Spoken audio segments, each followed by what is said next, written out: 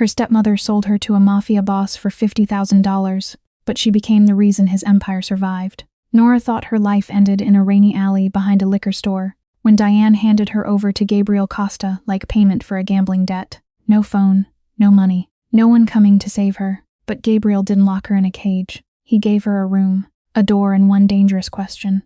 What was she really worth? Days later, the girl everyone called useless found the hidden numbers inside his empire and uncovered the betrayal that could destroy them all. The night my stepmother sold me to Gabriel Costa, she did not even pretend it hurt her. She stood under the broken pink neon sign behind a liquor store, holding my arms so tightly her nails cut half moons through my sleeve.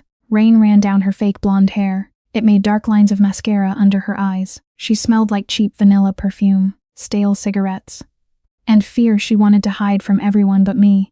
My stepsister Chloe stood beside her, in white designer boots that cost more than my entire closet. She kept staring at her phone, as if this was just another ugly errand she wanted to finish quickly. I was 24 years old, soaked to the bone, lips split, knees shaking from cold and hunger. No phone, no cash, no one coming. 3 years earlier, my father had died with my hand in his. He had left behind a small repair shop, a house with peeling paint, and a life insurance check meant to keep me safe while I finished school. Diane kept the check. Then she kept the house. Then she kept me. At first, she called it family. She said, "We need to stick together." Nora, then she called it gratitude. She said, "After everything I do for you, you can help more." By the end, she did not bother dressing it up. I worked double shifts at a diner near the highway. I handed over my tips. I cooked. I cleaned. I paid late bills with shaking hands. I slept on a thin mattress in the laundry room because Chloe wanted my bedroom for a walk-in closet. When I got sick, Diane called me lazy. When I cried, Chloe recorded me and sent it to her friends with laughing emojis. When I asked for my father's watch, the only thing of his I wanted, Diane told me she had pawned it to cover house expenses. I later found the receipt in Chloe's purse, tucked beside a lipstick that cost $80. That was the kind of family I had. A family that used soft words while taking everything hard. There were little cruelties too, the kind no one notices from the outside. Diane would leave one serving of dinner in the refrigerator and tell me I could eat after work, then give it to Chloe before I came home. Chloe would borrow my black coat without asking, spill perfume on it, and tell me I should be grateful it smelled expensive now. Diane would call me downstairs at midnight to move furniture she did not need moved, just to remind me that sleep belonged to people with power. When I made one mistake on a grocery receipt, she accused me of stealing from her. When Chloe lost money from her purse, I was the first suspect. When the water heater was broke, I was told my showers were too long. Every accusation had the same message under it. You are a burden. You are lucky we keep you. You are worth less than what you cost. I believed it for longer than I want to admit. That is what abuse does when it is repeated with enough confidence. It does not need to lock the door. It teaches you to stand still in an open room. My father had tried to teach me the opposite. He used to take me to the repair shop on Saturdays and let me sit behind the counter with a notebook. He would hand me invoices and ask me to find the mistake. Sometimes it was a wrong part number. Sometimes it was a supplier charging twice for the same cable. Sometimes there was no mistake at all, and he wanted me to learn not to invent trouble just because I was scared. Numbers tell the truth, he would say, wiping grease from his hands, but people choose where to hide them. I did not know then how much that lesson would matter. I only knew that my father made me feel useful without making me feel owned. He would let me count the drawer at closing, then buy me a hot chocolate from the gas station across the street. He never made me earn love. He gave it first, and let usefulness come after. When he got sick, the shop grew quiet. The machines were still there. The smell of metal and oil was still there. But the laughter left first. Then the customers. Then the money. I learned insurance forms. I learned hospital billing codes. I learned how to beg politely without sounding desperate, because desperate people are easy to ignore. I learned which bills could wait and which bills would ruin us. I learned the difference between a late fee and a threat. After he died, Diane called all that maturity. She meant free labor. She told neighbors I was difficult, grieving badly, unstable. She smiled in public and corrected my posture in private. She taught Chloe how to roll her eyes at me. She taught me that some people do not need chains if they can make you ashamed of wanting freedom. Then Diane lost $50,000 in an underground card room called the Golden Room. The place was owned by Gabriel Costa. Everyone in the city knew that name, even if they pretended they did not. Gabriel owned legal shipping companies, cold storage warehouses, private security firms, and half the quiet fear around the docks. People called him a businessman when they wanted to live politely. They called him a mafia boss when they thought no one was listening. Diane owed him money. She had no money left. So she brought me. Stand up straight, she hissed. Stop looking so pathetic. I almost laughed. It came out as a breath. Pathetic. That was her favorite word for me. Pathetic when I worked. Pathetic when I was tired. Pathetic when I did not smile while serving her dinner after a 12-hour shift. Maybe I was pathetic. Or maybe I had been exhausted for so long that anger had become a luxury. Headlights turned into the alley. A black SUV rolled over broken glass and stopped in front of us. The engine purred low and smooth.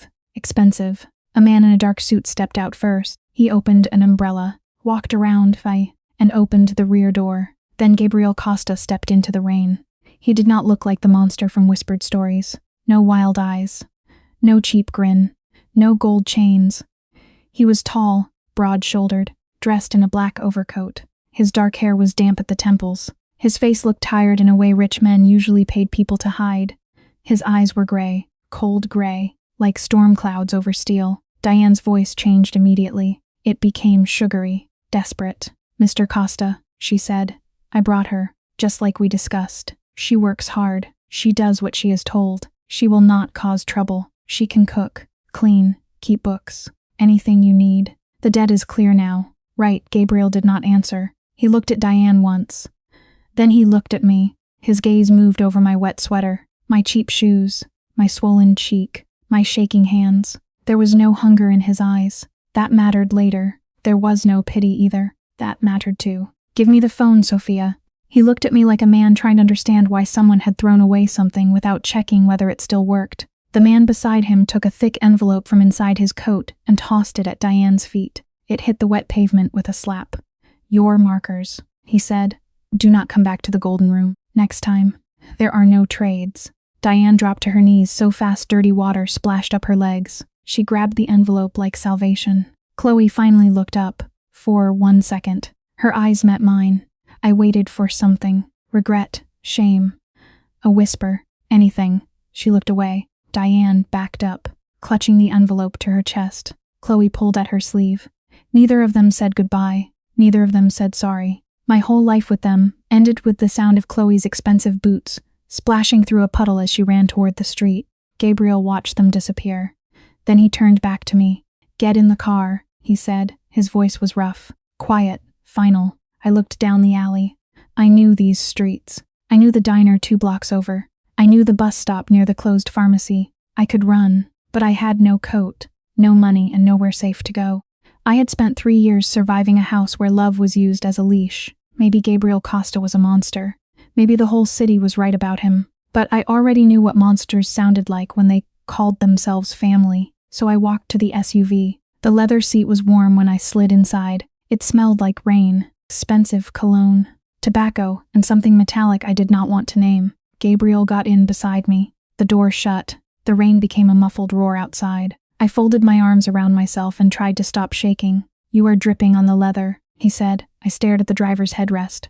Bill Diane. A pause. Then I heard him breathe out. Not quite a laugh. Close. There is a towel under the seat. I found it with stiff fingers. Thick. Black. Clean. I pressed it to my face and almost cried because it smelled like laundry soap instead of fear. We drove in silence. I waited for rules. Threats. A price. He gave none. Finally, I said, Are you going to kill me? The driver's eyes flicked to the mirror. Gabriel did not look away from the window. No, are you going to hurt me? No. Then why take me? He turned his head slowly. In the passing streetlights, his face looked carved out of shadow. Because your stepmother thinks I will hurt you. She will live with that thought. Fear collects interest better than cash. I swallowed. So I am leverage. You are proof. Proof of what? That some people will sell another human being before they sell their own pride. That shut me up. The city slid past the tinted glass in broken strips of neon and rain. I watched a woman holding a grocery bag run across a street. I watched a man close the gate of a flower shop. Ordinary people doing ordinary things. Moving through a world where no one had just sold them in an alley. I wondered if I looked ordinary from outside the car. Maybe that was the cruelest part of suffering. The world does not pause for it. Traffic lights change. Couples argue under awnings. A bus hisses at the curb. Somewhere, someone buys milk. Somewhere, someone sleeps in a warm room without pushing furniture against the door. I wanted to hate them for not knowing. I wanted to hate myself for wanting that. Gabriel seemed to sense the thought without looking at me. Do not make the mistake of thinking, no one else is bleeding, he said. Some people just hide it under cleaner clothes. I turned toward him. Is that supposed to comfort me? No, then what is it supposed to do? Keep you from becoming cruel too quickly. I did not answer. I did not know then that this would become one of the strange truths between us.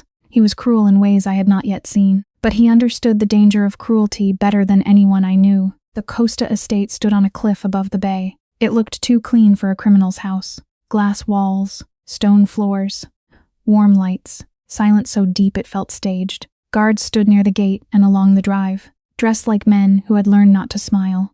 Gabriel walked in first, threw his keys into a bowl, and pointed down a hallway. Third door on the left. Stay out of the east wing. Breakfast is at 7. Do not touch the thermostats.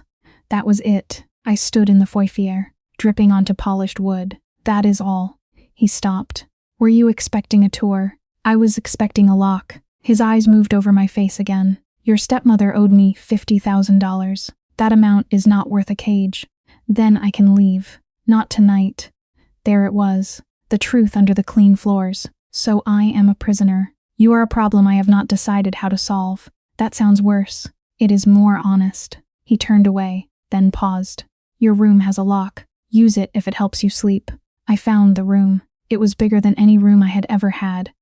White sheets, gray walls, a bathroom with heated floors, a closet filled with clothes in my size, jeans, sweaters, soft shirts. Nothing humiliating. Nothing that looked like a costume.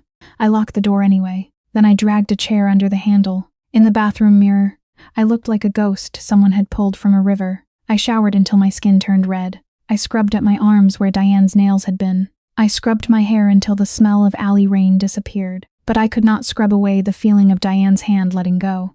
That stayed. I crawled into bed and lay awake for hours. I was in a Mafia boss's house, surrounded by armed men. No phone, no money, no plan, and still, for the first time in years, no one yelled my name from another room. No one ordered me to clean. No one kicked the door open. No one called me useless.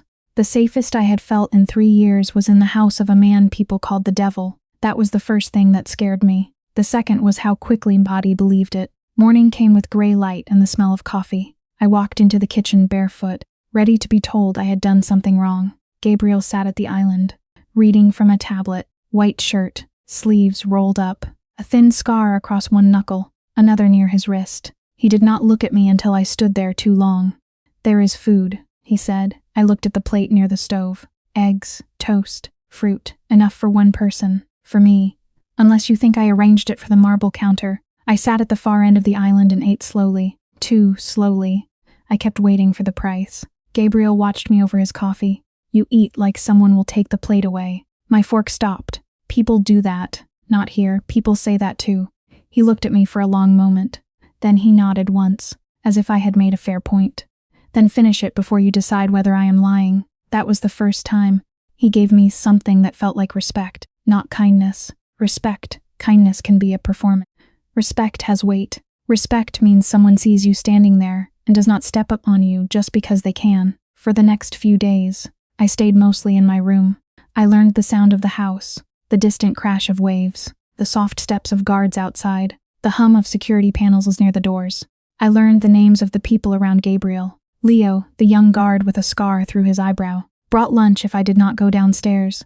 He never asked questions. He never stared. He just placed the tray down and left. On the second day, he left a paperback novel on the tray too. On the third, he left a pen. On the fourth, a small notepad. I did not know if Gabriel ordered it, or Leo noticed that I had started counting ceiling lights out of boredom. Either way, I wrote down everything. Not secrets, patterns, how many guards passed each hour, which doors were locked, which windows faced the cliff, which staff avoided Dante when he visited, which rooms went silent when Gabriel entered. I told myself I was making an escape plan. Maybe I was. But some part of me had also begun doing what my father taught me to do, looking for the hidden numbers inside human behavior. On the fourth day, I walked past Gabriel's office and heard voices. I should have kept walking. I did not. The door was open a few inches. Inside, Gabriel stood behind his desk with 3 men. Leo was one. Another was older, heavyset, with silver hair. The third was lean, sharp-faced, and smiling in a way that made the room feel colder. "You are distracted," the lean man said. "I am aware of my schedule." "Dante," Gabriel replied. "Dante." I remembered that name because the city remembered names like that. Gabriel's second. The man, people said, handled everything Gabriel did not want to touch. Dante's eyes slid toward the doorway, toward me. His smile deepened. "Is this the girl from Costa Mesa? The $50,000 stray?" I froze. Gabriel did not. He did not raise his voice. He did not move. "Careful," Dante lifted both hands. "I only meant she seems expensive for someone who looks like she might break if the wind changes." I should have lowered my eyes. That was what I had learned to do. But something in me had been quiet for too long. I looked straight at him. "Wind has tried." Dante's smile vanished for half a second. Gabriel's mouth did not move, but his eyes sharpened. "Leave us," he said to the men. Dante walked past me slowly. He smelled like cedar and arrogance.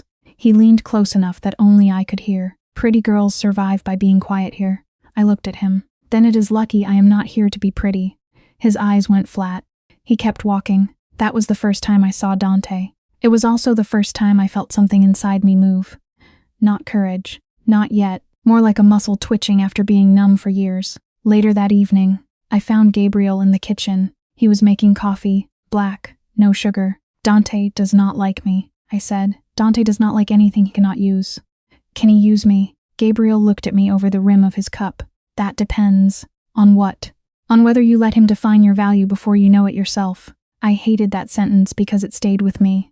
I hated it because it sounded like something my father might have said if life had given him more time. My father had been a quiet man. He owned a small repair shop. He taught me how to read invoices and spot when suppliers overcharged him. He taught me that numbers did not lie, but people lied with numbers every day. When he got sick, I learned how to stretch money. I learned which bills could wait and which ones would ruin us. I learned how to call insurance companies and argue without crying. After he died, Diane used those skills against me. She made me track her debts. She made me hide late notices. She made me balance a house that had already been broken beyond repair. In Gabriel's house, those same skills began to look different. One afternoon, I was dusting shelves in his office because doing nothing made my skin crawl. I noticed the safe behind a large abstract painting. The scanner panel had a smudged film over it. I stared at it for too long. Gabriel looked up from his desk. "Something interesting. Your safe is vulnerable." He leaned back. "Is it? The scanner is old. The surface holds residue. Anyone patient enough could cause trouble." He watched me. "You break into safes." "No, I clean things people think are already clean, for the first time." Gabriel looked amused. "There are men in my organization with weapons, cars, false names, and 10 years of experience who notice less than you do in 3 minutes." I looked away because praise felt dangerous. Praise in Diane's house always came before a demand. But Gabriel did not ask for anything. "Not then," he only said. "Do not dust the office when I am not here, because you do not trust me." "Because I do." I frowned. "That makes no sense." "It will." A week later. It did. The night came with a storm. Not rain like the alley. Heavier. Violent. The kind of rain that hit the glass like thrown gravel. I was in the library with a book open on my lap, pretending to read. The house had been tense all day. Leo had passed twice with a hand near his jacket. Dante had come in and out of Gabriel's office with a face too calm to be clean. Gabriel had left before dinner and had not returned. Just after midnight, the front door slammed open. The sound shot through me. I stood so fast the book hit the floor. In the foyer, Gabriel staggered against the marble table. His coat was soaked. Not just with rain. Red spread across his left side. Leo was with him, face pale, pressing a cloth to Gabriel's ribs. "We need a doctor," Leo said. "No doctors." Gabriel snapped. His voice was rough with pain. "The leak is inside. If a doctor comes, half the city knows by morning." "Boss, I cannot stitch that." I should have stayed hidden. A logical person would have. Gabriel bleeding meant Gabriel weak. Gabriel weak meant maybe the door was open. Maybe I could leave. Maybe I could run before anyone remembered to stop me. But I looked at the blood dripping onto the clean floor. I looked at the way his hand pressed it against his side. I remembered my father in bed, too proud to say how much pain he was in, and my feet moved before I decided. "Where's the medical kit?" I asked. Both men turned. Gabriel's eyes narrowed. Unfocused. "Go back to your room." You are ruining the floor. Leo blinked. Gabriel almost smiled, then winced. Downstairs half bath, Leo said, black bag under the sink. I got it when I returned. Gabriel had dropped onto the bench near the door. His face was gray. His breathing was shallow. I pulled on gloves. I took out gauze, saline, antiseptic, a suture pack. My hands were steady. That surprised me. Maybe panic needs uncertainty. I knew what to do with blood. I knew how to clean a wound. I knew how to make one small problem smaller. Take off the coat, I said. Gabriel stared at me. You have done this before. My father was sick. Hospitals were expensive. Pride was free. That does not answer the question. It does if you understand poor people. He looked at me then. Really looked. Then he shrugged out of the coat with a curse. His shirt was ruined, so I cut it open.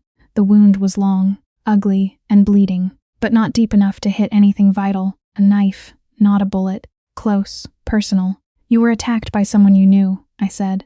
Leo went still. Gabriel's jaw tightened. Stitch first. Think later. I flushed the wound. His hand caught my wrist hard enough to bruise. I looked down at him. If you break my wrist, you can stitch yourself. He let go. Slowly. You are calm. I am busy. You were shaking in the alley. In the alley. I did not know what would happen. Here. I know how to close a cut. I pushed the needle through his skin. He hissed through his teeth but did not move. The storm kept beating the glass. Leo left to check the perimeter. For 20 minutes. It was just Gabriel's breathing, the wet slide of thread, and my own voice in my head counting each stitch. When I finished, I taped a bandage over his ribs. He looked at my hands. Why did you not run? Because you were not dead. In the alley, I stripped off the gloves.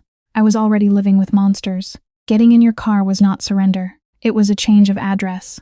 He went very still. I picked up the medical bag and turned away. At the hallway, he said, Nora. I stopped. Thank you. 2 words. Simple. No performance. No debt attached. I did not know what to do with them, so I left. But something changed that night. Not love, not trust. Those are words people use too easily. What changed was position. Before, I had been a thing in his house. Collateral.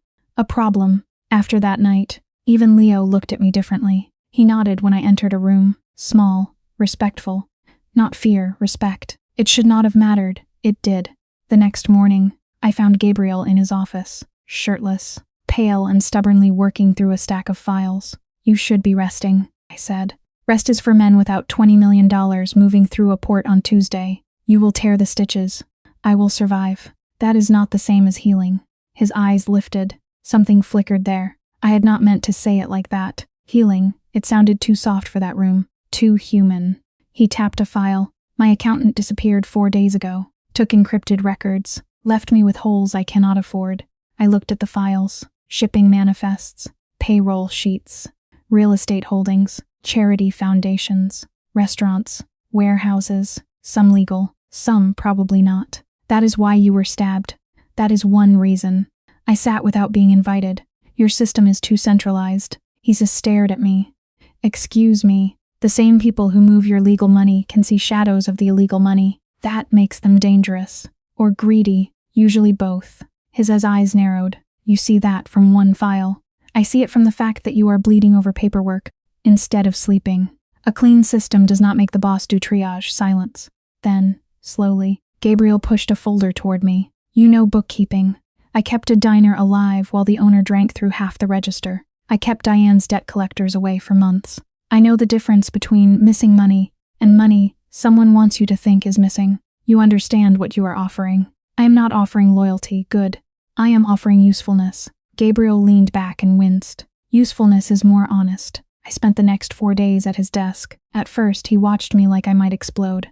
Then he watched me like he was learning a new language. The work was not glamorous. Crime in stories sounds like guns, diamonds, and whispered threats. In real life, the worst of it often hides in invoices, shell companies, bad payroll, late medical reimbursements, men in expensive suits making lazy mistakes because they believe fear is better than organization.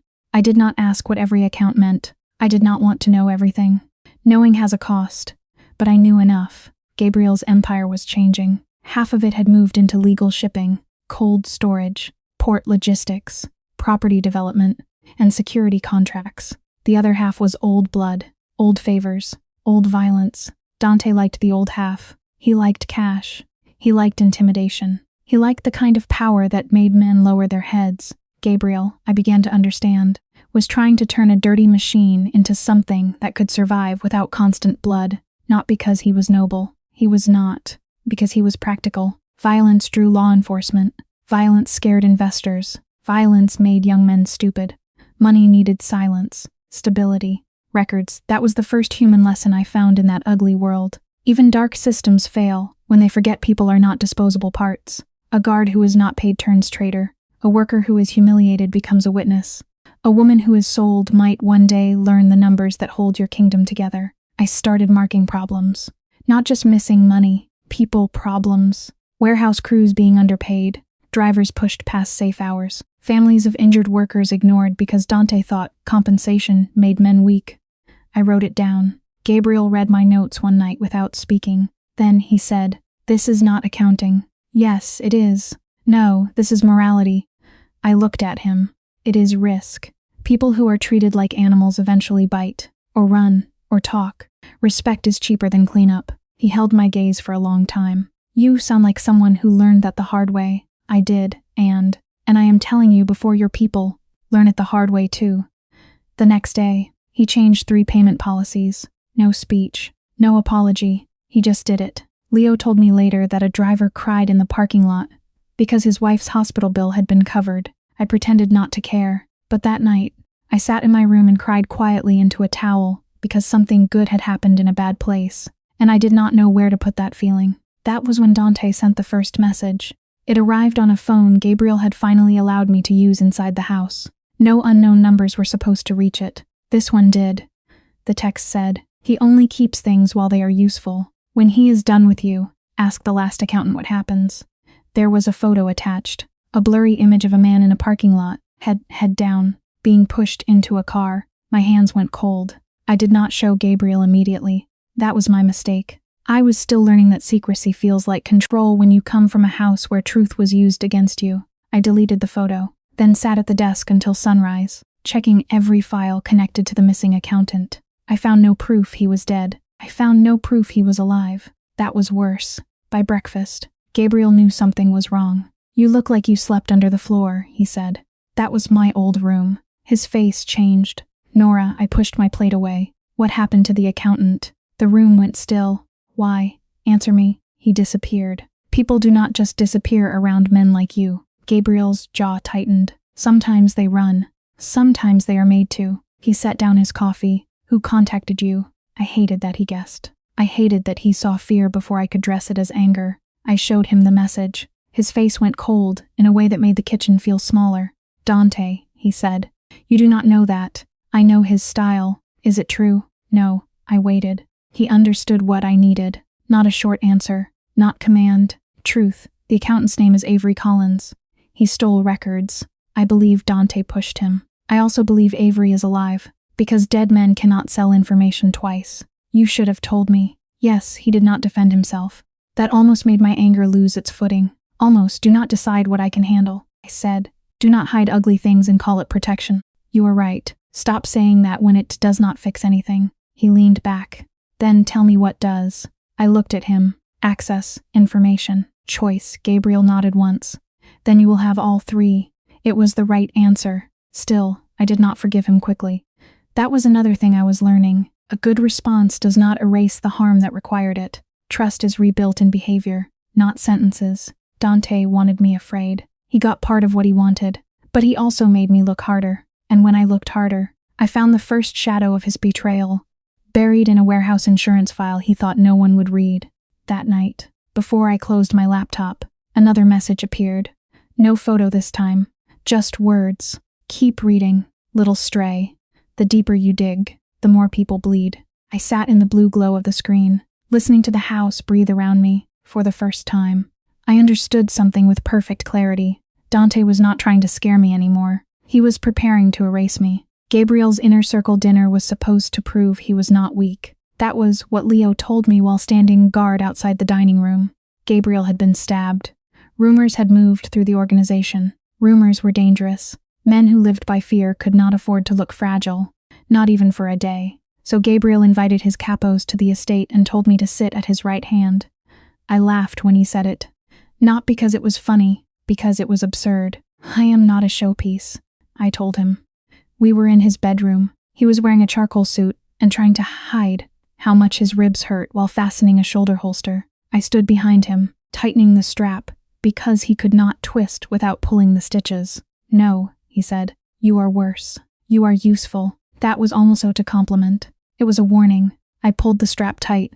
He grunted. If I hide you, they will assume you are a weakness. If you sit beside me, they will know you are either protected or dangerous.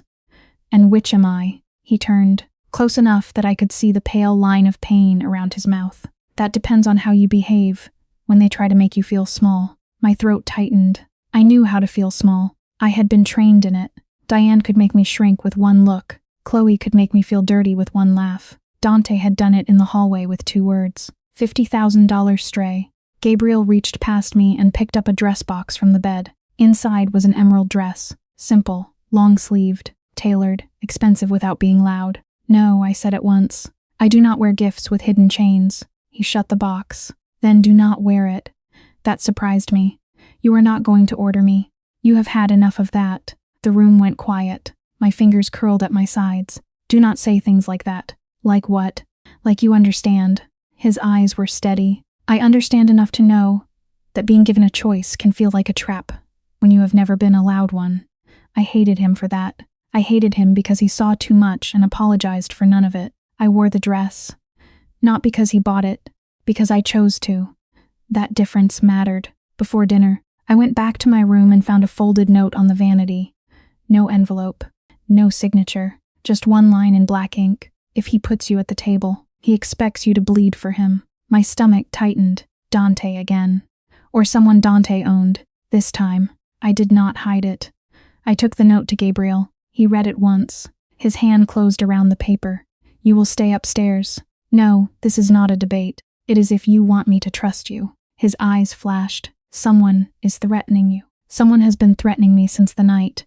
Diane dragged me into that alley. Nora, if I stay upstairs. Dante wins. He gets to decide I am afraid. He gets to decide I am decoration. He gets to decide my place.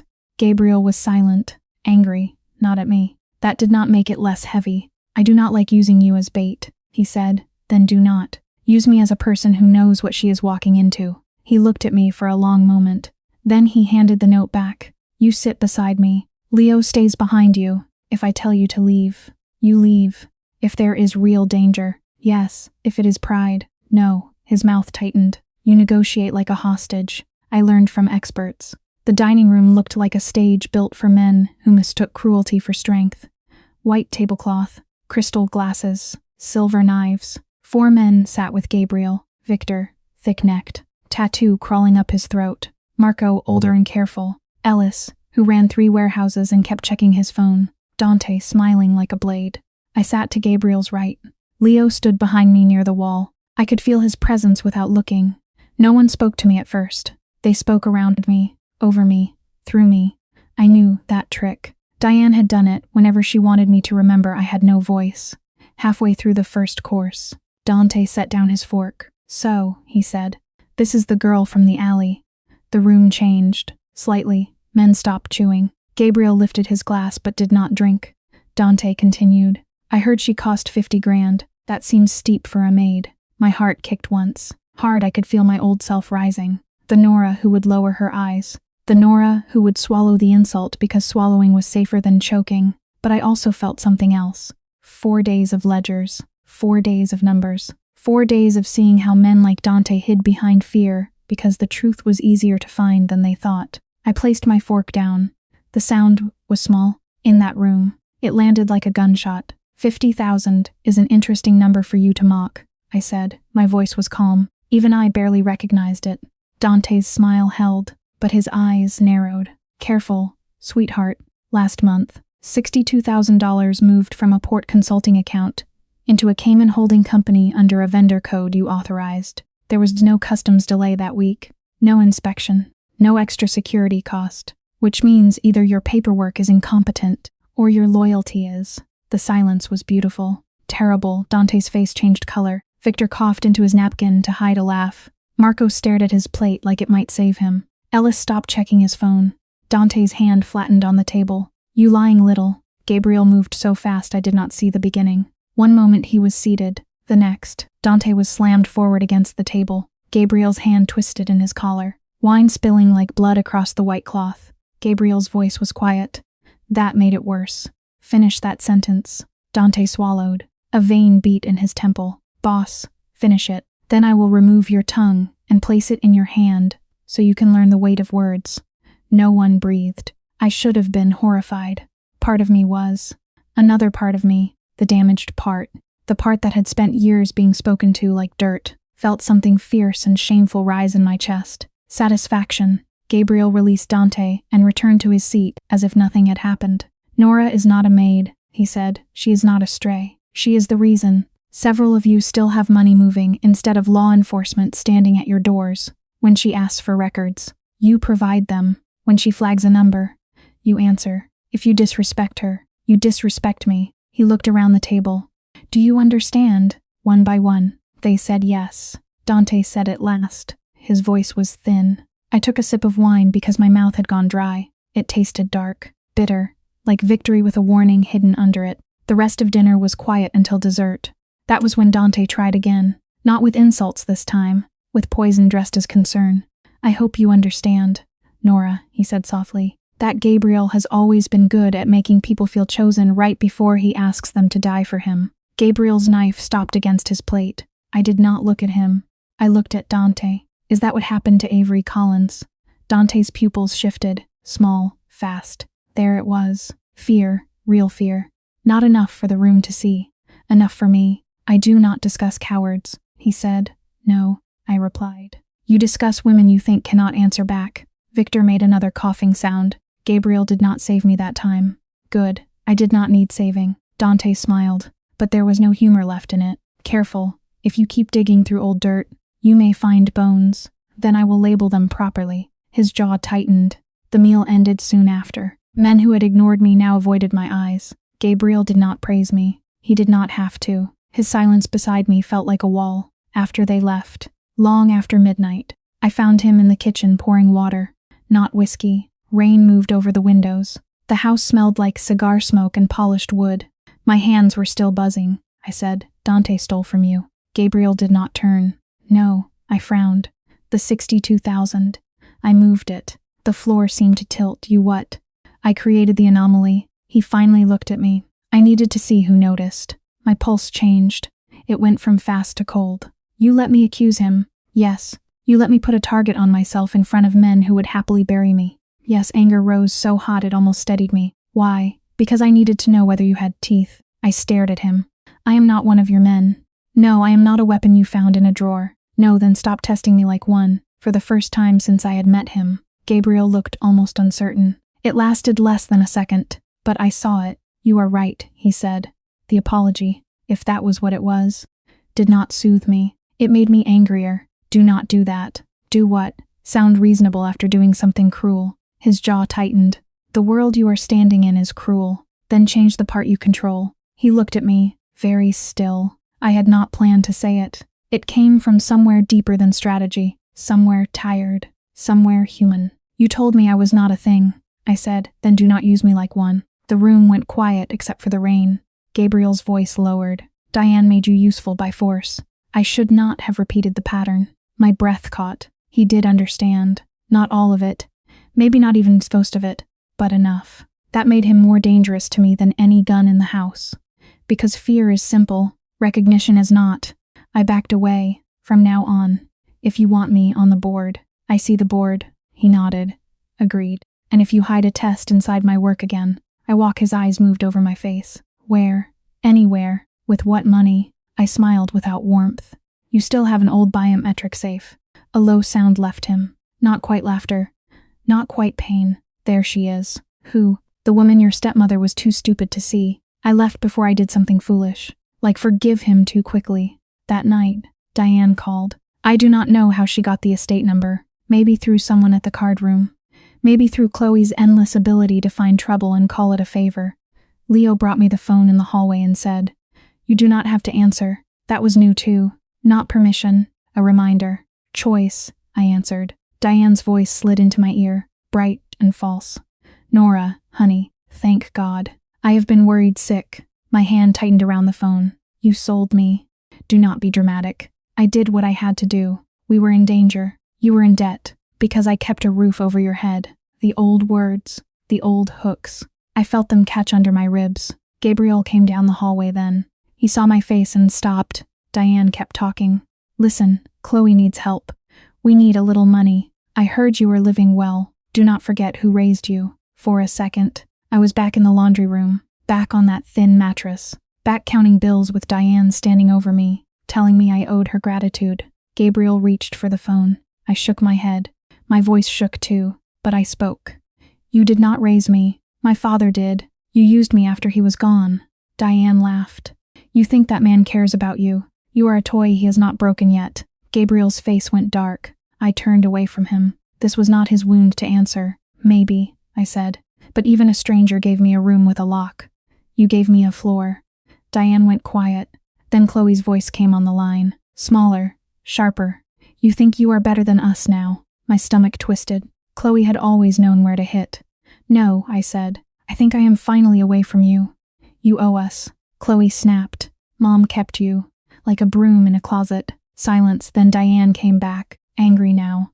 You ungrateful little girl. Nobody will ever choose you without wanting something. The words landed hard because they found an old bruise. Before I could answer, the line went dead. My hand was trembling. Gabriel stood a few feet away. Are you all right? I almost said yes. That was what survivors say when they do not want to owe anyone the truth. Instead, I said, no, he did not touch me. He did not tell me to calm down. He only stood there and waited. So I said the thing that had been eating at me since dinner. I liked it. What? Making Dante afraid. My throat hurt. I liked it. For 1 second, I understood why people become cruel. Because it feels like safety. Because if they are afraid of you, they are not hurting you. Gabriel's eyes softened in a way I did not trust. Power can feel like healing when you have never had it. Is it? No. He leaned against the wall, careful of his ribs. Healing is when you no longer need everyone to be afraid just so you can breathe. That sentence stayed in the air between us. It did not erase what he was. It did not erase what I had done, but it gave shape to something I did not know I needed. A line, power was not the same as healing. Revenge was not the same as peace. Respect was not the same as fear. I did not become good because I understood that, but I became less lost. Over the next week, Gabriel and I worked differently. He told me more, not everything. Enough. Dante had been pushing against him for months. Too many cash deals. Too many missing records. Too many old alliances with men Gabriel wanted to cut loose. A Russian syndicate on the north side had been moving through the ports, looking for a weakness. Gabriel believed there was a leak. He just did not know how deep it went. I found patterns. Not proof. Patterns. Fuel invoices attached to trucks that never left the yard. Security updates delayed by Dante's office. A warehouse manager suddenly paying off his mortgage. A safety audit buried because it would have delayed a shipment Dante wanted rushed. Gabriel listened. He did not interrupt. When I finished, he said, you should have been in boardrooms. I was busy refilling coffee. That was a waste. Yes, I said. It was. The first kiss did not happen that night. It almost did. We were in his office, standing too close over a map of the docks. I reached for a file. He reached at the same time. Our hands touched. Nothing. Everything. I stepped back. So did he. Nora, he said. It was not a warning. It was a question. I thought of Diane, saying nobody would choose me without wanting something. I thought of Dante's note. I thought of Gabriel admitting he had used me. Desire and anger twisted together until I could not tell which was which. No, I said. His hand dropped at once. All right. That was it. No punishment. No coldness. No wounded pride disguised as silence. He went back to the map. I stood there, shaken by the absence of consequences. Later, alone in my room, I cried because no had been allowed to stand. People who have never had their boundaries broken do not understand how powerful that can be. The kiss came 2 nights later, after a long conversation I did not expect. Gabriel found me in the library, staring at nothing. I spoke to Avery Collins, he said. I turned. The accountant. Alive, hiding, terrified. Dante had threatened his family. My chest tightened. Where is he? Safe for now. Did you hurt him? Gabriel's jaw flexed. No, because of me. Because you were right. A living witness is more useful than a dead example. I studied him. That is the practical answer. It is the one I know how to give. What is the other answer? He looked away toward the dark windows. Because he was afraid. And I have seen what fear makes people do. That answer felt closer to truth. I walked to him. Slowly, I stopped with a few inches between us. If this is another test, I will hate you. It is not. If you think I belong to you because I am in your house, you do not belong to me. His voice was low. You belong to yourself. I would like to stand close to that, if you let me. That was the first beautiful thing he ever said to me. He said it like it hurt. I kissed him because I wanted to. Because wanting something and choosing it felt like a rebellion. It was not soft. We were not soft people. But he stopped before I had to ask. He rested his forehead against mine. Breathing hard, hands open at my sides, not gripping, not taking, waiting. That mattered more than the kiss. In a world that had tried to turn me into currency, waiting was a kind of reverence. I did not love him then. Love is too easy a word for something so complicated, but I trusted him with one small, breakable piece of myself. And for a while, he did not drop it. Dante must have felt the shift. Men like him can smell changing power. The next morning, Leo found his car keyed from front to back. A note was tucked under the windshield. Guard dogs die with their owners. Leo tried to laugh it off. I saw his hand shake when he folded the paper. Gabriel wanted to pull me from the office and lock the house down. I refused. You do not get to protect me by shrinking my world. I said, I am trying to keep you alive. Then do not make me feel buried. He dragged a hand over his face. You make everything difficult. No, I make everything honest. That night, I added Leo's sister's name to the emergency insurance review list, because I had learned she worked in cold storage and had a medical condition. Leo found out and stood in my doorway for almost a full minute before saying, Thank you. I said, Do not make it emotional. He said, Too late. Ma'am. The word should have felt ridiculous.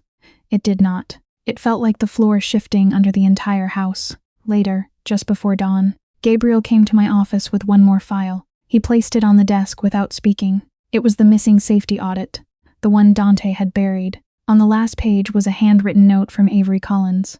If anything happens to me, ask why Dante wanted the East Gate offline for exactly 6 minutes.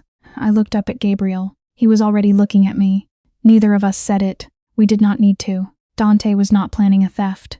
He was planning a breach. The attack came 3 mornings later, at 9:14.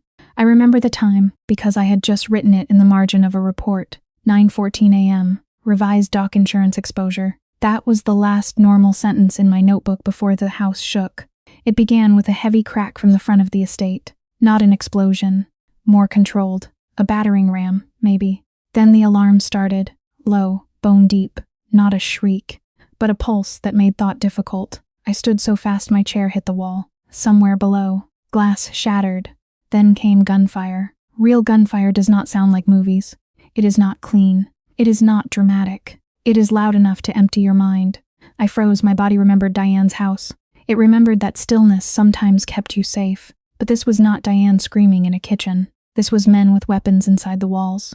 Nora, Gabriel's voice roared from the hallway. My office door crashed open. He was not wearing a suit. He wore dark jeans, a black shirt, and a tactical vest. A rifle hung from his hands. There was blood on his cheek. Not his, I thought, and then hated myself for being able to notice that. Move, he snapped. What happened? Dante sold the gate frequency. My stomach dropped. The Russians. Yes, he grabbed my hand. Not my arm, my hand. Even in panic, that difference cut through me. Leo is holding the foyer. We have 4 minutes before they reach the inner hall. We ran, smoke gathered near the ceiling. It smelled like burning plastic and chemicals. Gabriel fired twice down a stairwell without stopping. I kept my eyes on his back, on the place where his vest stretched over the wound I had stitched. He led me to the east wing, the forbidden wing. At the end of the corridor stood a steel door with a biometric panel. Gabriel pressed his palm to it. Red light. Access denied. He tried again. Red, his curse was quiet and vicious. Dante wiped the local network. The gunfire below moved closer. What is behind the door? I asked. Bunker route. Can you override it? Not from here. My fear sharpened. Strange how that happens. Terror can turn to fog, or it can turn to glass. Mine became glass. Clear. Cutting. Where is the physical server room? Gabriel looked down at me. Basement. Then we go there. No, Dante is lazy, Nora. He reuses systems. He reuses vendor codes. He reuses habits because men like him believe fear is better than discipline. If the door is locked through the network, I may be able to open it from the hardware. A bullet hit somewhere behind us. Plaster dust sprayed the hall. Gabriel grabbed my shoulders. Listen to me. If we go to the basement, we cut ourselves off from the extraction route. If you cannot open that door, we die there. I looked at him. His eyes were fierce, furious, maybe, not for himself. That did something to me. It hurt. I can open it, I said. He held my gaze for one heartbeat. Then he nodded. Run, the basement was concrete, steel and heat from the server racks. It felt unreal after the polished calm of the estate above. Gabriel shoved me into a glass-walled room and turned his back to the door, weapon raised. 2 minutes, he said, maybe less. I sat at the terminal. My fingers shook before they touched the keys. Then they stopped. This was a battlefield I understood, not because I was magical, not because I could do impossible things. Real life is smaller than that, more human. I knew the accounting system. I knew how Dante labeled things. I knew where lazy men hid doors because they never imagined the girl from the alley would read their maps. I found the access layer tied to the security grid. I found Dante's override. I also found the transfer. At first, I thought it was an error. A stream of operational money moving out of Gabriel's accounts. Payroll, port fees, insurance deposits, legal reserves, cash flow for the legitimate companies. It was all moving fast, draining into an offshore trust. Gabriel, I said, he is emptying you. Open the door. He is taking everything. Open the door. Nora, his voice was steady. Too steady. Men were on the stairs. I heard boots, Russian voices. Then Gabriel fired. The glass wall beside me trembled. I looked at the transfer. 48%. 52. If the money disappeared, Gabriel might survive the day, but the organization would not. Not the criminal part only. The legal workers, too. Drivers, dock crews, accountants, security staff, families, health plans I had just fought to fund. Men like Dante always said, business was business right before they burned everyone beneath them. Nora, I am opening it, I said, but I am not letting him take the oxygen. I did not stop the transfer. Stopping it would trigger safeguards I did not have time to untangle. Instead, I redirected it to a protected emergency trust I had created as part of the cleanup. A legal holding structure, insulated through attorneys Gabriel had on retainer, meant to protect payroll if federal pressure or internal betrayal froze operating funds. Gabriel knew it existed. Dante did not. I changed the destination.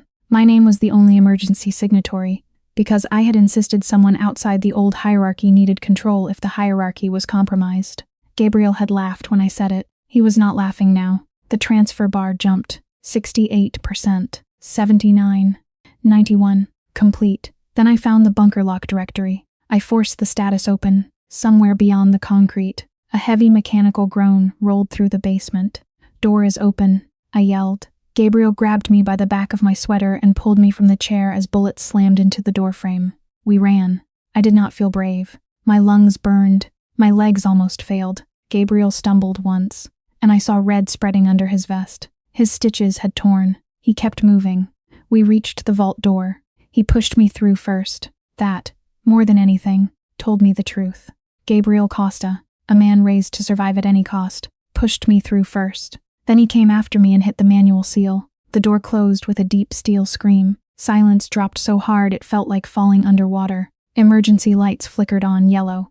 Dim. The bunker was small. Cots, water, medical supplies, communication equipment. Gabriel slid down the wall, leaving a smear of blood behind him.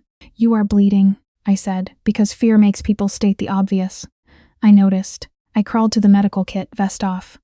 Nora, do not argue with the person who knows where your blood is supposed to stay. That almost made him smile. Almost, I cut the shirt away. The old wound had opened. Not as bad as the first time, but ugly enough. My hands were steady again. This time, the steadiness scared me. Maybe I was getting used to blood. Maybe that was what this world did. It made the unacceptable familiar. As I cleaned the wound, Gabriel watched my face. You changed the transfer. I did not look up. Yes. Where is the money? Protected. By you, by an emergency trust. Controlled by you, yes. His silence made the bunker smaller. I tied the first stitch. He hissed. You could have let me bleed and walked away with enough money to disappear forever. Yes, why did you not? I kept working. The real answer was not simple. Because I was tired of running. Because Gabriel had given me choices in a world that took them. Because Leo was upstairs risking his life. Because workers I had never met needed those accounts to open on Friday. Because if Dante won, every cruel lesson Diane taught me would be proven right. That people were only worth what stronger people could take from them. Because the money was not just yours, I said at last. It was payroll, medical reserves, legal cleanup, families, real people standing under the shadow of men like Dante. I know what it feels like when powerful people gamble with your life and call it strategy. I will not do that to them. Gabriel's eyes did not leave me. That is not how my world thinks. That is why your world keeps bleeding. I finished the last stitch. Then I sat back on my heels, suddenly exhausted. Above us, distant thuds moved through the house. The bunker held. For now, Gabriel reached for my hand, slowly giving me time to pull away. I did not. You did not steal my empire, he said. No, you saved it, maybe. You also changed it. I looked at our hands. His blood was drying between my fingers. It needed changing. He gave a rough laugh that turned into a wince. You sound like a judge. No, I sound like a woman who was priced at $50,000 and learned the math was wrong. He squeezed my hand once. Nora, what? You are not prey. My throat tightened. I hated how much I needed to hear that. Do not say it like a compliment. It is not a compliment. It is a correction. Tears came without permission. Silent, angry. I wiped them with the heel of my hand. I do not want to become cruel. Gabriel's face changed. The hard lines softened with something older than desire. Then remember this feeling. Which one? The part of you that worried about the workers, while men were trying to kill us. He breathed carefully through the pain. That part is not weakness. It is the only part of power worth keeping. I cried then. Not loudly. Not beautifully. There is no beautiful way to fall apart in a concrete bunker while a wounded mafia boss bleeds beside you. But I cried because I had spent years believing softness was the reason I had been hurt. Gabriel, who had done terrible things and seen worse, told me the opposite. He told me softness with boundaries was not weakness. It was direction. The communication terminal crackled. 30 minutes later, Leo's voice came through, rough and breathless. Boss, East Hall secure. Police scanners are lighting up. Russians are pulling back. Gabriel closed his eyes. Relief moved through him so subtly most people would miss it. I did not. Dante, he asked Puz. Gone, Gabriel opened his eyes. Cold again. Find him. That was the old world speaking. I knew it. He knew I knew it. Alive, I said. His gaze cut to me. Nora, alive, I repeated. You said you wanted the leak. A dead man is revenge. A living man is testimony. He stared at me. Then, slowly, he nodded toward the terminal. Leo, find Dante alive. Another pause. Leo said, yes, boss. Then, after a breath, yes, ma'am. One word. It landed heavier than the vault door.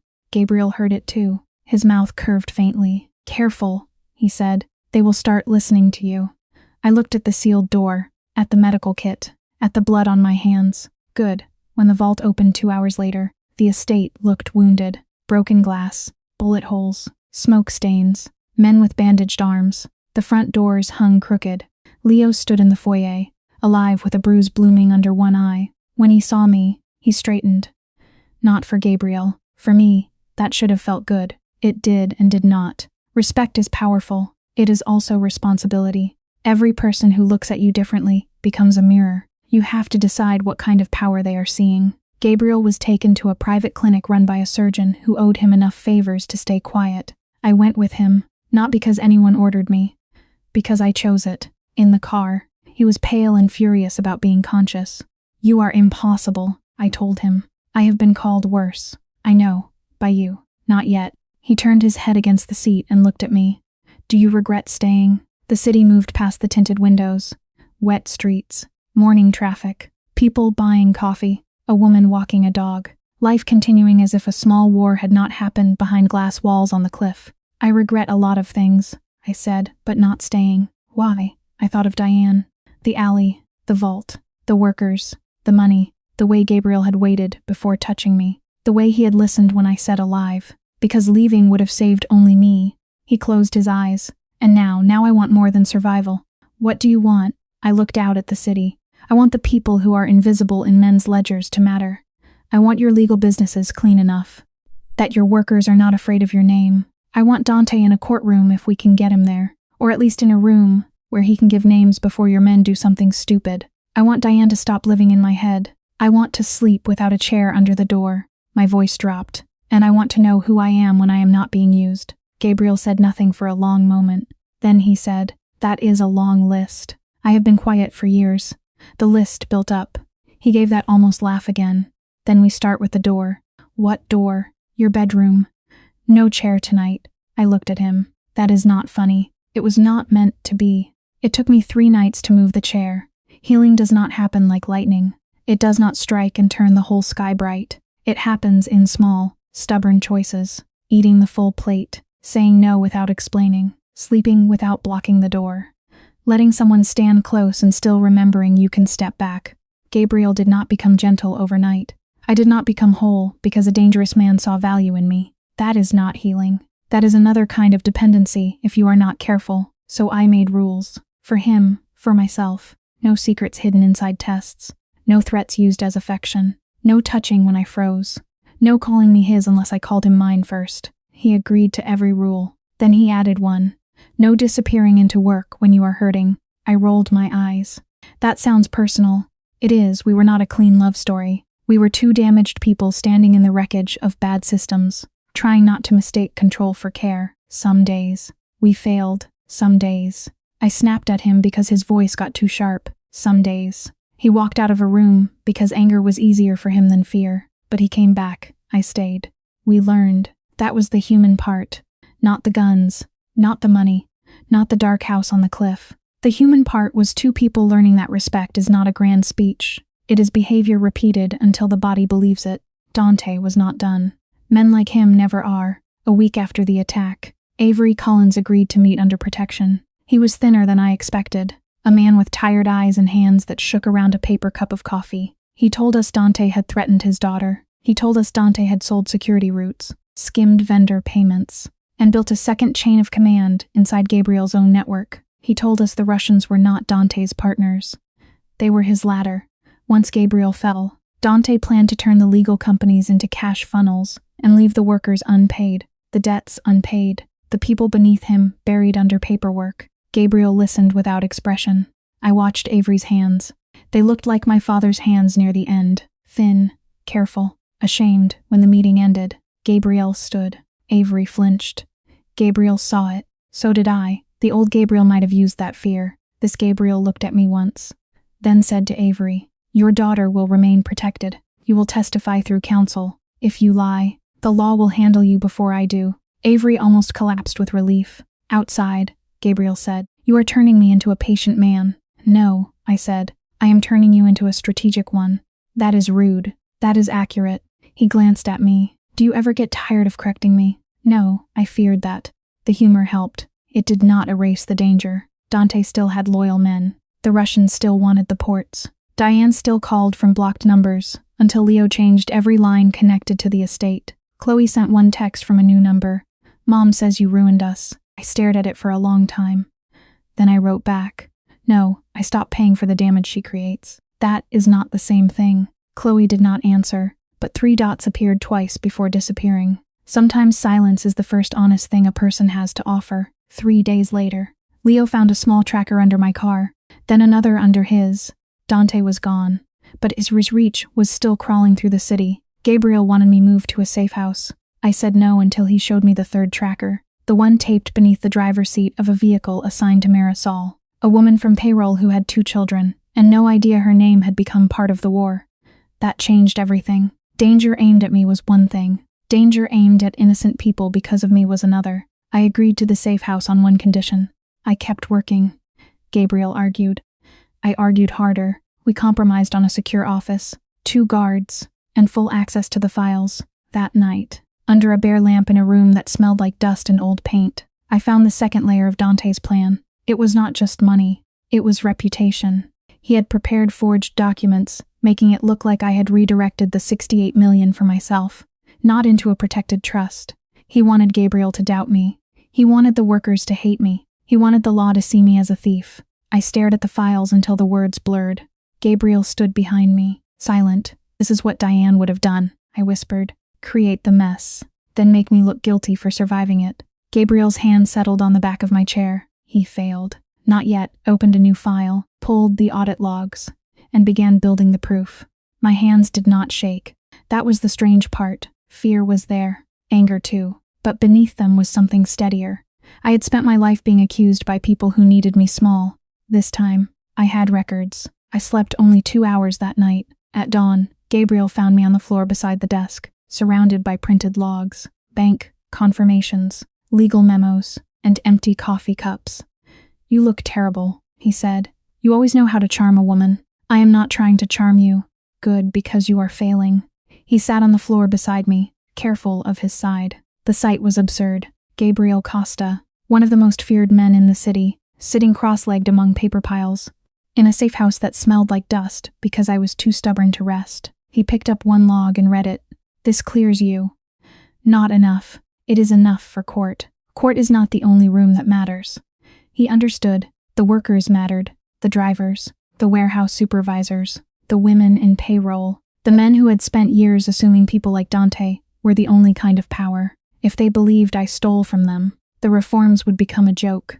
Respect is not built by one victory. It is built by surviving suspicion without becoming small again. "What do you need?" Gabriel asked. I looked at him. "A public audit." His face hardened. "No, yes. Public means exposure. Public means truth has witnesses. Truth does not always save people. Neither does hiding." His eyes flashed. For a moment, I saw the old instinct in him. Control first. Silence first. Threats first. Then he looked at the papers on the floor. At my hands. At the place where Diane's nails had once cut into my skin. He breathed out slowly. "You are asking me to trust people outside my control." "No," I said. "I am asking you to stop confusing control with safety." That was one of the hardest things for him. Not the guns. Not the risks. Not the money. Letting truth stand in a room where he could not command every reaction. But he did it. By noon, the first independent auditor arrived. By evening, 2 attorneys had locked down the trust records. By midnight, Avery Collins agreed to testify through counsel. The next morning, Gabriel's old men were summoned to the warehouse floor, not the conference room, because I wanted the workers to see them standing at the same level. When the evidence appeared on the projector, when the timestamps proved Dante's forgery, when the emergency trust showed every payroll and medical reserve preserved, silence moved through the building like weather. One driver took off his cap and rubbed his eyes. A supervisor whispered, "She saved us." I looked down because praise still felt like a trap. Then Leo leaned close and said, "Stand up straight, ma'am, this time. It is not an order. It is what you earned." So I did. 3 months changed the estate, the business, and me. Not completely. Nothing real changes completely in 3 months, but enough. The broken front doors were replaced with steel-reinforced wood. The East Wing became less forbidden and more functional. The legal side of Gabriel's empire expanded. 3 dirty warehouse contracts were cut loose. 2 security companies were folded into legitimate compliance operations. A driver safety policy went into effect after I refused to approve a route schedule that pushed men past exhaustion. Fatigue causes mistakes. I told Gabriel in a conference room, full of men who did not like taking instructions from me. Mistakes cause arrests, injuries, funerals, and expensive cleanup. If decency does not convince you, math should. That line traveled. By Friday, men at the docks were repeating it. If decency does not convince you, math should. Gabriel loved that. He never said so. He just had it printed at the bottom of an internal memo. Dante was found 2 weeks after the attack. Not in a shipping container. Not in a river. Not in some dramatic end men like him secretly believe they deserve. He was found in a motel outside Reno under a false name, trying to move what little money he had kept for himself. Gabriel's men brought him to a private legal team first, not to a basement. That was my condition. Dante gave names, accounts, bribes, foreign contacts, enough to weaken the Russians without lighting the city on fire. Some information went to federal investigators through careful channels, not because Gabriel had suddenly become a saint, because the old way would have created more bodies and more revenge. The practical choice and the humane choice were, for once, the same. Dante went into custody months later, through a case that never mentioned Gabriel by name. He looked smaller on the news than he had at the dinner table. Men like Dante often do. They are enormous only in rooms where everyone is afraid. Take away the fear, and they shrink. But before he was taken, he made one last move. The forged files appeared first in an anonymous email to 3 lawyers, 2 journalists, and 1 federal office. By dawn, my name was attached to the words theft, laundering, and insider manipulation. The protected trust became a scandal. The workers did not know what to believe. Some of Gabriel's old men were glad for the excuse to hate me openly. Diane somehow got a copy of one headline and left a voicemail, laughing so hard she could barely breathe. "See," she said. "I told you, you ruin everything you touch." I listened once. Then I deleted it, not because it did not hurt. It did, but because pain is not an instruction. Gabriel wanted to bury the story quietly. I refused. "No more shadows," I said. "That is not how this world works." Then maybe that is why it keeps rotting. We released the audit logs, the trust documents, the payroll protections, the insurance payments, the worker reserves. We brought Avery Collins in through counsel. Mara Soul spoke too, because the fund had already helped her, and because she was braver than most men I had met. The story changed within 48 hours. Not fully. Public truth never moves cleanly, but enough. Dante's forgery became evidence against him. His last weapon became one more nail in his own case. That was the lesson I needed more than I knew. Secrecy had protected Gabriel for years, but transparency protected me. The $68 million never returned fully to Gabriel's direct control. That was another change. We built a legal oversight structure. Attorneys, auditors, independent trustees. It sounded boring. It was boring. It was also revolutionary in a world where men liked everything tied to their personal command. Gabriel hated meetings. I loved watching him survive them. "This is torture," he muttered once after a 2-hour compliance call. "No," I said. "This is what happens when violence is not allowed to be your filing system." Leo laughed so hard he had to leave the room. Leo changed too. After the attack, he became my shadow when I went to the docks. At first, I thought Gabriel had ordered it. Then I learned Leo had requested it. "You saved payroll," he said one afternoon while we walked past rows of containers. "My sister works in cold storage. Her insurance stayed active because of that transfer." I did not know what to say. Gratitude made me uncomfortable. So did being seen for something good. "I did what made sense," I said. Leo looked at me. "Sometimes that is what good is. Doing what makes sense for people who cannot force you to care." That sentence felt like something I would keep. The docks became my world. Not the romantic version. The real one. Men with bad knees. Women running inventory better than any executive I had met. Immigrant crews sending money home. Young guys trying to look tougher than they were. Old supervisors who could identify a storm by the smell of the wind. I listened, at first, because listening gave me information. Later, because it gave me perspective. Diane had made my world small. Gabriel's world was dangerous, but it was wide. The more I saw, the more I understood that power was not a throne. It was a network of consequences. Every signature moved through someone's life. Every delayed payment was a missed rent check. Every unsafe route was a family waiting for someone who might not come home. Once you know that, you cannot unknow it. Not if you want to stay human. Gabriel noticed the change in me. "You are quieter," he said one night on the balcony. The air smelled like salt and cold stone. I am thinking, dangerous. For whom? Everyone. I leaned against the railing. Below us, waves hit the rocks. I used to think darkness was one thing. A place people like Diane threw you. A place people like Gabriel ruled. But darkness had layers. There was the darkness of cruelty, the darkness of secrets, the darkness of grief, the darkness of power.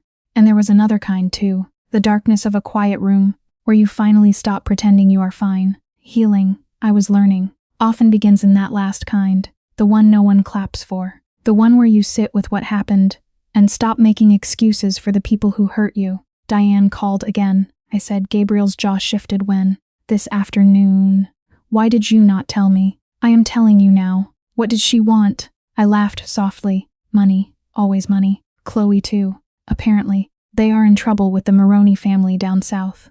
"How much?" "80,000. Did you answer?" "No good." I turned to him. "It does not feel good." His eyes searched my face. "Do you want to help them?" "No." That answer came fast. Then the guilt came after it, like an old dog trained to follow. "But part of me still thinks I should." Gabriel did not speak for a while. He had learned that advice given too quickly often sounds like command. "My fathers used to say blood makes relatives," he said at last. "Behavior makes family." I looked at him. "Your father sounds wiser than expected." He was cruel. Wise sometimes. Both can be true. Both can be true. That was another thing healing demanded. Complexity. Diane had hurt me, but she had also once made soup when I had the flu, before my father died, when pretending to be kind still benefited her. Chloe had laughed at me, but she had also been raised by a woman who taught her love meant taking whatever you could before someone else took it first. None of that excused them, but it kept me from flattening them into monsters. Monsters are easy, people are harder, and if I called them only monsters, I risked missing the moments when I became one too. If they come here, I said, I decide. Gabriel nodded. Yes. Not you, yes. Even if I decide badly, then I will tell you, but you will not take it from me. His voice softened. No, the answer settled something in me. 2 weeks later, Diane and Chloe were dragged into Warehouse 9. It was late afternoon. The sky over the port was the color of dirty silver. I stood on the catwalk above the floor, reviewing route changes with Leo and a new operations lead named Hayes. Hayes was built like a wall and had the emotional range of one, but he respected schedules, which made him useful. A black SUV rolled in below. 2 guards stepped out. Then Diane. Then Chloe. My body reacted before my mind did. A cold drop in my stomach. A tightening in my throat. My hand curled around the railing. Diane looked terrible. Her hair had grown out gray at the roots. Her tracksuit was stained. Her face was puffy from crying or drinking or both. Chloe looked thinner, smaller without her expensive clothes. She wore faded jeans and an oversized hoodie. Her eyes stayed on the floor. Hayes looked up at me. They were using Costa's name as collateral with Maroney collectors. Said they were family. Gabriel stood beside me. He had arrived without my noticing. He looked down at them, expression unreadable. Then he stepped back. A clear signal. This was mine. The old Nora would have wanted someone else to handle it. The new Nora wished she did not have to, but wishing had never moved consequences. I walked down the metal stairs. Each step rang out. Diane's head snapped up. Relief flooded her face so fast it made me sick. Nora, she cried. Oh, thank God. Baby, please. Tell them we are family. Baby, the word crawled over my skin. I stopped 10 feet away. Not because I feared her, because distance was a boundary my body could see. You used his name, I said. We had to. Diane clasped her hands together. They were going to hurt Chloe. Chloe flinched but still did not look at me. How much? I asked. Diane blinked. What? How much did you borrow? It is not. How much? My voice cracked like a whip. Even Gabriel looked at me then. Diane swallowed. 80,000. I nodded. You sold me for 50. Her face folded. Nora, please. I made a mistake. I looked at Chloe. Was it a mistake when you watched her hand me over? Chloe's mouth trembled. I was scared. So was I. Tears slid down her face. I know. That was the first honest thing she had said to me in years. It did not fix anything. But I heard it. Diane reached toward me. A guard caught her arm. Nora, I fed you. I kept a roof over your head. You owe me. There it was. The leash. Old. Frayed. Still trying to tighten. I stepped closer and lowered my voice. You kept me hungry enough to obey. You kept me tired enough not to fight. You kept me under your roof because my father's money paid for it. Diane's face hardened. Tears stopped. The mask cracked. You ungrateful little. Careful, Gabriel said from above. One word. Diane looked up and remembered where she was. Good. But I did not want her afraid of Gabriel. I wanted her to see me. No, I said, without turning. Let her finish. Diane's mouth opened. Nothing came out. That was the moment I understood something important. I had waited for this for years. I thought facing her would feel like fire, like triumph, like the universe correcting itself. But it felt mostly sad. Not soft sad, not forgiving sad, just empty sad. I was looking at a woman who had mistaken control for love, money for safety, and cruelty for strength. She had made me suffer. She had also destroyed herself. Both were true. I looked at Chloe again. Did you know she was selling me that night? Chloe wiped her face with her sleeve. Not until we were already there. And you said nothing. I thought if I said something, she would turn on me. She probably would have. Chloe looked up then, shocked by the honesty. I continued. That explains your silence. It does not excuse it. She nodded, crying harder. Diane snapped. Do not apologize to her. She thinks she is better than us now because she sleeps with a criminal. The warehouse went still. Gabriel did not move. I did not either. The insult passed through me and found no hook. That was new. No, I said. I do not think I am better because of Gabriel. I think I am better than the version of myself that believed your voice was the truth. Diane recoiled as if I had hit her. I will not pay your debt. I said, her face twisted. They will ruin us. That is what debt does when you keep feeding it with other people's lives. Please. The word came out small. Real. Maybe. I almost looked away. Almost. I will do one thing, I said. Gabriel's eyes narrowed above me. Diane leaned forward, hope lighting her face. I will tell the Moronis that you have no backing from Gabriel Costa. I will also tell them that if they kill you, they get nothing. You will work off what you owe through legal labor arranged by their attorneys, not their enforcers. No violence. No more borrowing under my name. No more using family as currency. Diane stared at me. That was not the answer she wanted. It was also more mercy than she had earned. Chloe whispered. Why? I looked at her. Because I will not become Diane to punish Diane. The words shook something loose inside me. Gabriel heard it. Leo heard it. Everyone did. Diane did not understand. Maybe she never would. But Chloe did. I saw it in her face. Shame. Real shame. Late, but real. Hayes escorted them out. Diane cursed me until the SUV door closed. Chloe looked back once. I held her gaze. I did not smile. I did not wave. I also did not hate her. That was the closest thing to freedom I had felt. When I climbed back to the catwalk, Gabriel handed me my coffee. It had gone cold. You gave them more than I would have, he said. I know. Why? I looked down at the warehouse floor. Men were moving again. The world had not stopped for my pain. It never does. Because respect for human life cannot depend on whether someone deserves it. Consequences? Yes. Boundaries? Yes, but cruelty for pleasure is still cruelty. Gabriel stood beside me, quiet. You are changing my house, he said. Good. You are changing me. I looked at him. That part is your choice. He smiled faintly. There she is. Who? The woman nobody should have underestimated. I leaned my shoulder against his. Just a little. Do not make it sound like a fairy tale. It is not. Good. It is better. Below us, the warehouse doors opened. Trucks moved toward the night routes. Legal routes now. At least these. Clean routes. Papered routes. Small victories in a world that did not become bright just because I wanted it to. Healing is not the end of darkness. It is learning where to place a lamp. Sometimes the lamp is a boundary. Sometimes it is a bank account no abuser can touch. Sometimes it is a locked door you choose to open. Sometimes it is the courage to say, I will not save you from the consequences of hurting me, but I will not become a person who enjoys your pain. That lesson cost me almost everything. It was worth more than $50,000. Still, the story did not end at the warehouse. Stories like mine do not end just because the abuser is escorted away. The body remembers after the room is empty. That night, I woke shaking. No nightmare, no image, just my heart beating like someone had broken down the door. Gabriel was in the chair near the window, reading under a low lamp, because he had learned that sometimes I slept better when another person was awake, but not touching me.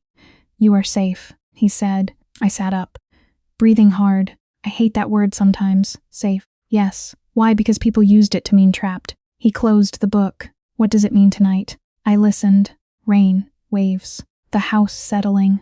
No shouting. No Diane, no Chloe laughing outside my door. No one deciding my value for me. It means I can leave, I said, and I can stay. Gabriel nodded. Yes, I lay back down. After a while, he came to bed, slowly, carefully. I turned toward him by choice. That was not a small thing. It was the whole thing. But one more test waited for us. Quiet and patient. A week after Diane left the warehouse, Chloe called from a number I did not know. Her voice was trembling. Mom gave the Moronis something, she whispered. What? A name. A woman from your office. Marisol. My blood went cold. Why are you telling me? Chloe started crying. Because I was quiet once, and I cannot do it again. Then the line cut off. For 10 seconds, I could not move. The phone stayed against my ear, dead and silent. Gabriel saw my face from across the room and stood. What happened? I looked at him. Diane sold Marisol's name. The room changed. It was not just anger in Gabriel then. It was the old darkness rising fast, the kind that had built his reputation, the kind that made men disappear and left everyone else too afraid to ask where they went. For one heartbeat. I understood why people trusted that darkness. It was quick. It was clear. It promised to end the problem. Gabriel reached for his phone. No, I said. He stopped. Nora. No, they targeted one of our people. I know. Then you know what I have to do. I stepped closer. I know what you want to do. That is not the same thing. His eyes were cold. Diane crossed a line. She crossed a line when she sold me. She crossed a line when she used your name. She crossed a line when she gave them Marisol. Lines have never stopped her. Then what stops her? Evidence, witnesses, consequences she cannot turn into a story about being a victim. His jaw flexed. You want paperwork. I want something that lasts. He looked at me as if I had asked him to put down a weapon while the room was burning. Maybe I had. Gabriel, I said quietly, if you handle Diane your way, she becomes another ghost in your world. People whisper. Chloe breaks. Marisol stays afraid. And I spend the rest of my life knowing that when it mattered. I made you choose violence because I was hurt. His expression shifted. Not softened, shifted. I do not want her spared. I said, I want her stopped. He lowered the phone. That was one of the hardest choices I ever watched him make. Not because he loved violence. That was too simple. Gabriel was not careless. He understood violence as a tool. He trusted it because it had worked for him when nothing else had. Asking him not to use it was like asking a drowning man not to reach for the nearest rope. But he put the phone down. Then he called Leo. Not his enforcers.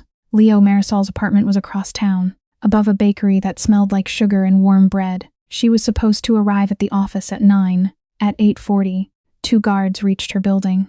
They found a black sedan parked across the street with stolen plates, and 2 men inside pretending badly to read newspapers. The men ran. One was caught before he reached the corner. He had Marisol's photo in his jacket. He had Diane's name in his phone. He had a message that said, "Bring the payroll woman alive. The girl at Costa's office will pay more when she panics." The girl, me. I read the message twice.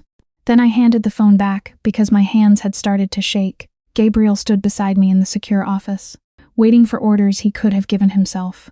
That was how I knew he meant it when he said I decided. Bring Diane in through attorneys, I said at last. My voice sounded strange. No warehouse. No threats. Police first. Maroney lawyers second. Everything documented. Gabriel studied me. You are sure? No, I said. But I am done letting her pull everyone into the dark with her. Diane was arrested that afternoon on fraud, coercion, and conspiracy charges tied to the Maroney debt arrangement. Not by Gabriel's men, by people with badges. She screamed my name when they took her. A neighbor filmed it. The clip spread online for half a day before disappearing into the endless appetite of the internet. I watched only once. Diane looked smaller than I remembered, furious, terrified, still certain someone else had caused the consequences of her life. Chloe came to the office 2 days later. Not dragged, not escorted by guards. She came alone, wearing a cheap gray coat and shoes with holes near the toes. She stood in the lobby like she expected me to throw her out. I almost did. Then I remembered the phone call. One honest choice does not erase years of silence. But sometimes it is a doorway. Why did you call? I asked. Chloe twisted her sleeves between her fingers. Because Marisol had kids. So did my father. Her face crumpled. I know. The words hurt because they were true. She had known. She had known I was losing him. Losing the house. Losing myself. And she had chosen comfort. I am not ready to forgive you, I said. She nodded quickly. I know. I might never be. I know. But you did the right thing. Chloe cried then. Quietly. Without performance. It felt terrible. Good, I said. She looked up, startled. Doing the right thing after doing wrong often feels terrible. That is not a reason to stop. I gave her the number of a legal aid counselor and a caseworker connected to the fund. Not money. Not a room in my house. Not easy forgiveness. Tools, boundaries. A way to stand up without climbing onto my back. She took the paper like it weighed more than gold. At the office. Marisol met me in the hallway. She was 32, with 2 children, and an ex-husband who had emptied their joint account every time she tried to leave. The fund had helped her get legal protection and a job with one of the clean logistics companies. She hugged me before I could prepare myself. I froze for 1 second. Then I hugged her back. I heard what happened, she said. I am sorry you were pulled into it. I am not sorry I work here, she replied. I got the apartment. The kids have their own room. My throat tightened. That is wonderful. I would not have made it without you. I almost said, yes, you would. That is what people say when gratitude feels too heavy, but I stopped myself. Dismissing gratitude can be another way of refusing connection. So I said, I am glad we were there. We, not I, because no one heals alone, even when the work belongs to them. Gabriel watched from the doorway. Later, in the elevator, he said, that mattered to you. Yes, more than the docs. Differently. More than revenge. I looked at him. Everything good matters more than revenge. Revenge is loud. Good things are quieter. That does not make them weaker. He leaned against the elevator wall. You should put that on a memo. You would ignore it, probably, then I will put it on your desk. He smiled. A year after the alley, I returned to that same liquor store. Not at night. Not in the rain. At 3 in the afternoon, under a pale sun that made the cracked pavement look almost harmless. The neon sign was still broken. The strip mall still looked tired. A new owner had painted the liquor store door blue. It did not help much. I stood in the alley wearing a black coat, simple boots, and a watch I had bought with my own money. Gabriel waited near the SUV at the curb. Leo stood farther back, pretending not to watch me while absolutely watching me. I had asked to come alone. Gabriel had said no. Then I had looked at him. He had said, fine, not alone, but not close. That was compromise. We were getting good at it. I walked to the exact spot where Diane had shoved me. The pavement was dry now. There was no blood in my mouth. No hand on my arm. No envelope hitting the ground. Just a stray receipt caught against a dumpster and the hum of traffic from the main road. I expected to feel something dramatic. I did not. Healing had made the place smaller. That surprised me. In my memory, the alley was endless. A tunnel into hell, in daylight. It was just a dirty service lane behind failing businesses. Still ugly, still real, but not bigger than me. I crouched and touched the pavement with 2 fingers. You do not own me, I whispered. I was not speaking to the alley only. I was speaking to Diane, to Chloe's silence, to every man who had looked through me, to every unpaid bill and locked door and night on the laundry room floor, to the version of myself who believed survival was the most she could ask for. When I stood, Gabriel was watching from the curb. He did not come closer. He had learned the sacredness of distance. I walked back to him when I was ready. Well, he asked. It is smaller than I remembered. Most monsters are. I looked at him. Not all. He accepted that with a nod. Gabriel did not pretend he was not a monster in other people's stories. That was one reason I trusted him, more than I should have. He did not ask me to rename his past to make loving him easier. Loving him. The word still felt dangerous. I did love him. Not because he saved me. He did not. Not because he was powerful. Power without restraint had nearly destroyed me. I loved him because he listened when listening cost him control. Because he changed when change cost him pride. Because when I said no, he treated it like a complete sentence. Because he had blood on his hands and still believed mine did not have to match. That kind of love is not soft enough for greeting cards.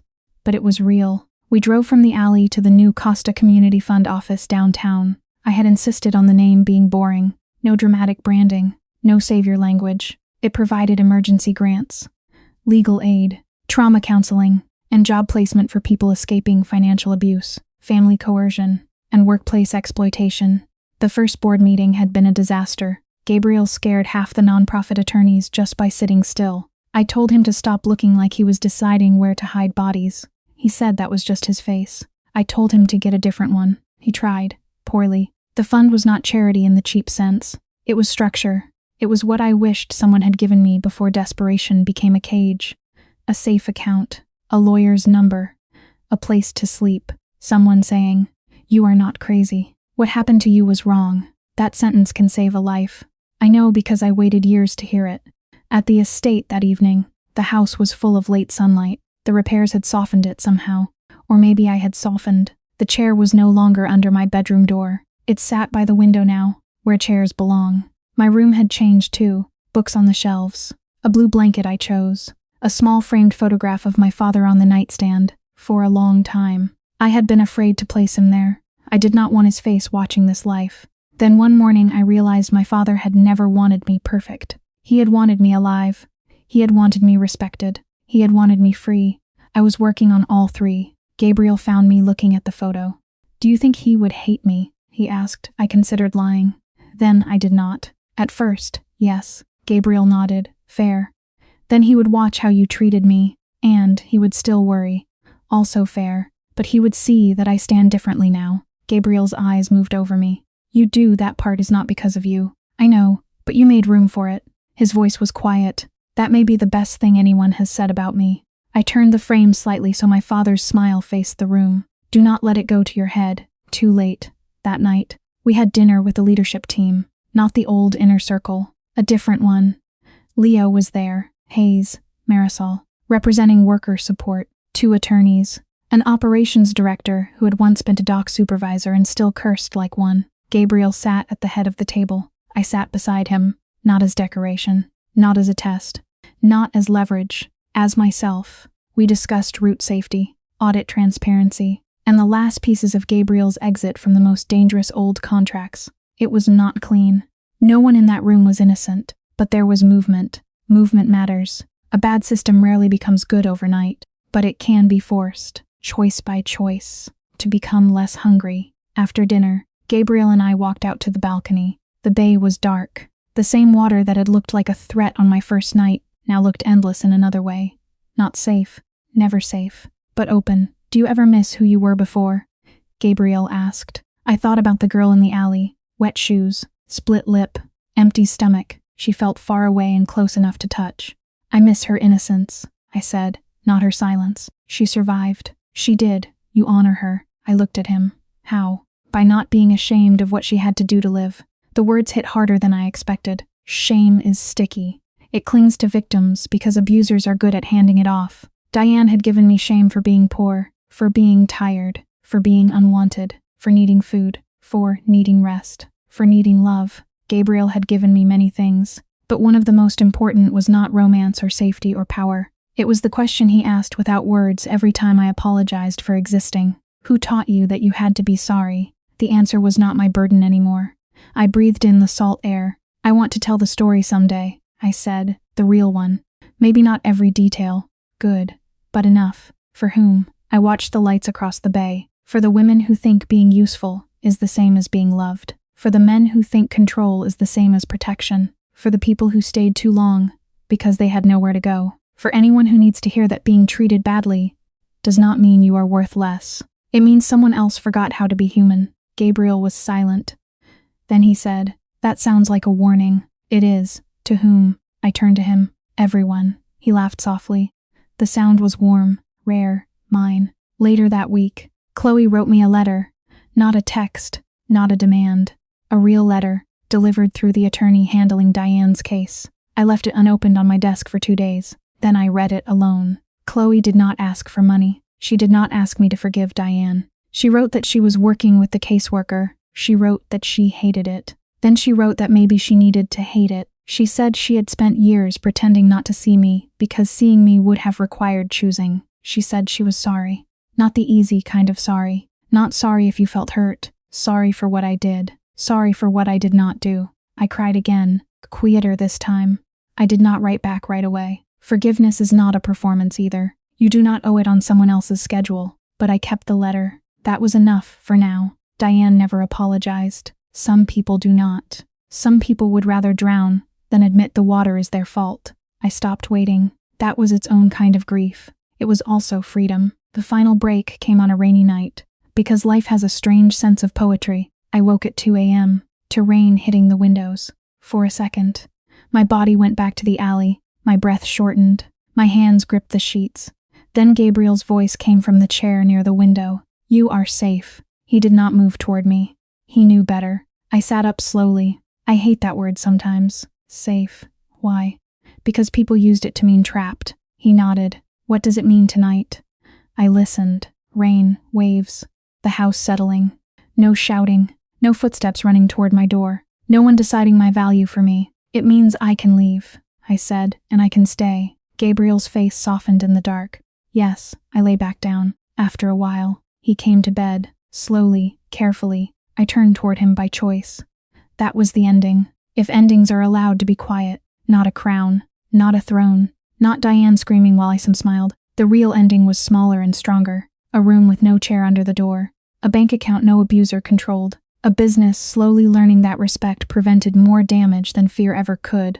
A dangerous man learning to ask instead of take. A woman learning that power without humanity is just another cage. The night Diane sold me, she thought she had thrown me into darkness. Maybe she did. But darkness is not always the end of a story. Sometimes it is where your eyes adjust. Sometimes it is where you finally see the hands that hurt you, the hands that help you, and your own hands, shaking but open, ready to build something different. I was sold for $50,000.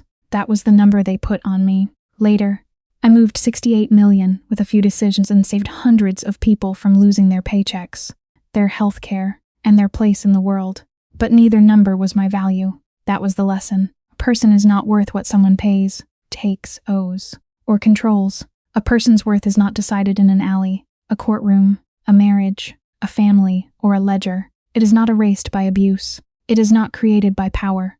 It is there before anyone sees it. The work of healing is learning to see it yourself. And once you do, no one can sell you back to the dark without your permission. Not ever again.